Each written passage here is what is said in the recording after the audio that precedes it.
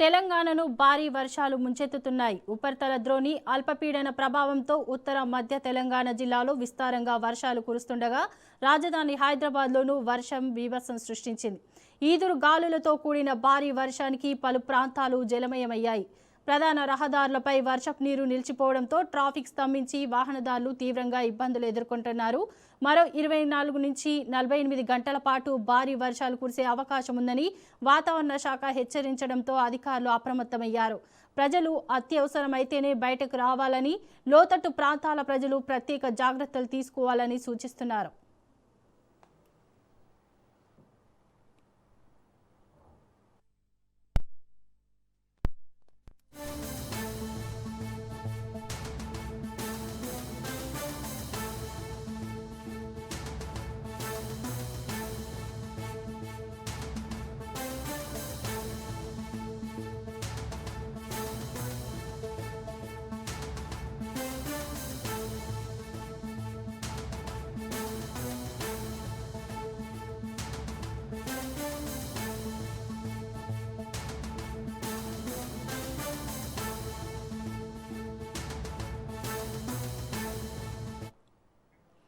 తెలంగాణను భారీ వర్షాలు ముంచెత్తుతున్నాయి. ఉపరితల ద్రోణి అల్పపీడన ప్రభావంతో ఉత్తర మధ్య తెలంగాణ జిల్లాలో విస్తారంగా వర్షాలు కురుస్తుండగా రాజధాని హైదరాబాద్లోనూ వర్షం బీభత్సం సృష్టించింది.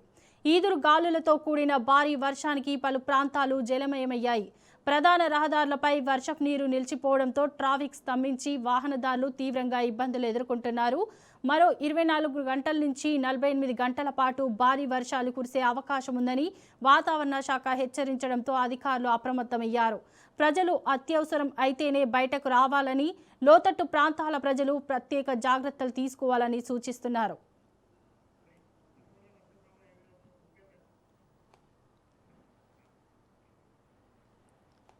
ఇక ఇదే అంశంపై మరింత సమాచారం ఖమ్మం నుంచి మా ప్రతినిధి ఉపేంద్ర అందిస్తారు. చెప్పండి ఉపేంద్ర.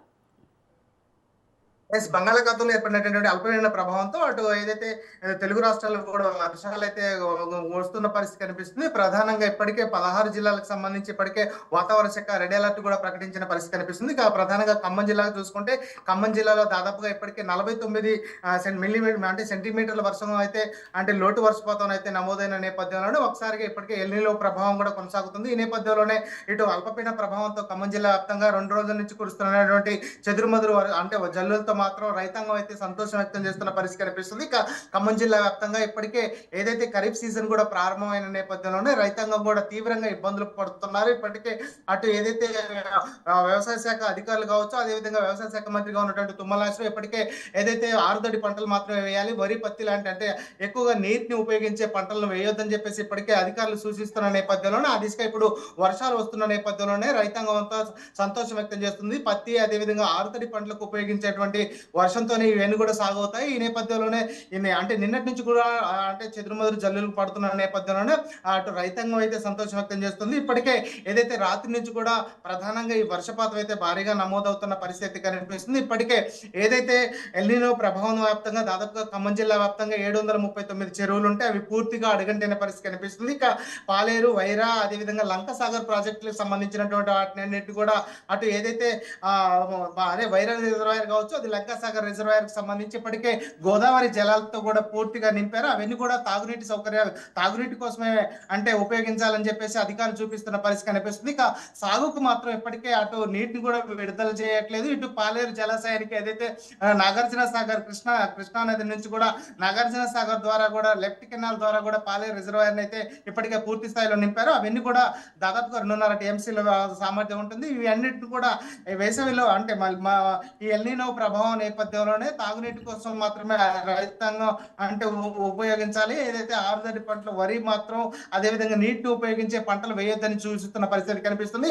ప్రస్తుతం మాత్రం ఏదైతే నిన్నటి నుంచి కూరుస్తున్నటువంటి వర్షాలతో మాత్రం రైతాంగం అయితే కొంత సంతోషం వ్యక్తం చేస్తున్న పరిస్థితి కనిపిస్తుంది. ఇప్పటికే వేసినటువంటి పత్తి, మొక్కజొన్న అదేవిధంగా మిగతా ఆరుతడి పంటలన్నీ కూడా ఎండిపోతున్న నేపథ్యంలోనే ఈ దిశగా ఒక్కసారిగా మబ్బులు కమ్ముకోవడం, అదేవిధంగా ఇటు ఏదైతే నైరుతి ఋతుపవనాలు కూడా బలంగా ఉన్న నేపథ్యంలోనే ఇటు వాయుగుండం కూడా అటు దానికి తోడవడంతో ఇప్పుడు వర్షాలు అయితే పడుతున్న పరిస్థితి కనిపిస్తుంది. ఖమ్మం జిల్లా వ్యాప్తంగా దాదాపుగా ఇప్పటికే 2 మిల్లీమీటర్ల 2 సెంటీమీటర్ల వర్షపాతం నమోదైందని చెప్పేసి అధికారులు చెప్తున్నారు. గతంలో పోల్చుకుంటే గతంలో ఇదే సమయానికి దాదాపుగా 33 సెంటీమీటర్ల వర్షపాతం నమోదవు కాగా ఇప్పుడు ఈ సంవత్సరం మాత్రం 49 సెంటీమీటర్ల వర్షపాతం లోటు వర్షపాతం అయితే నమోదైందని చెప్పేసి అయితే అధికారిక గణాంకాలు అయితే చెప్తున్న పరిస్థితి కనిపిస్తుంది. ఏదేమైనప్పటికీ అంటే నిన్న సాయంత్రం నుంచి అంటే కురుస్తున్న వర్షాలతో మాత్రం జిల్లా ప్రజలతో పాటు అటు రైతాంగం అయితే సంతోషం వ్యక్తం చేస్తున్న పరిస్థితి కనిపిస్తుంది. ప్రధానంగా ఇప్పటికే ఏదైతే లోతట్టు ప్రాంతాలకు సంబంధించి మరో 2 రోజులు కూడా భారీ వర్షాలు కురుస్తున్నాయని అంటే వస్తాయని చెప్పేసి అటు వాతావరణ శాఖ చెప్తున్న నేపథ్యంలోనే లోతట్టు ప్రాంతాల ప్రజలను కూడా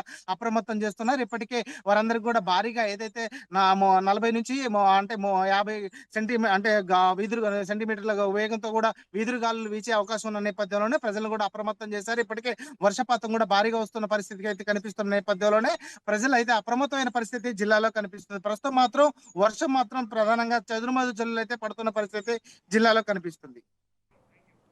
రైట్, థ్యాంక్ యూ ఉపేంద్ర.